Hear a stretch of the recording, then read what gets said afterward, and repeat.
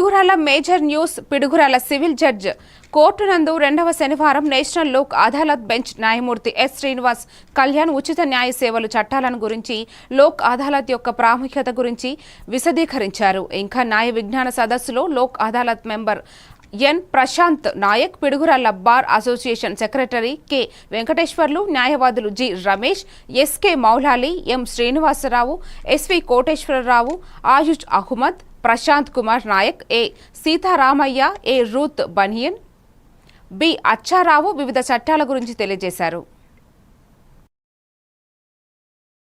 మామూలుగా స్వతహాగా కోర్టుల్లో ఏదైనా కానీ విచారణలు జరిగితే కేసులు ఉంటాయి కదా, కోర్టు కేసులు, కుటుంబ వ్యవహారాలు కానీ, లేకపోతే సివిల్ కేసులు కానీ, లేకపోతే ఏదైనా క్రిమినల్ కేసులు కానీ, అంటే ఏ కేసు అయినా కూడా రాజీకి ఆమోదయోగ్యమైన ఏ కేసునైనా కూడా మనం లోక్ అదాలత్లో పరిష్కరించుకోవచ్చు. విచారణ చేపట్టి కోర్టులో కేసు నడవాలంటే కొన్ని సంవత్సరాలు పడుతుంది, మీకు తెలిసిందే కదా.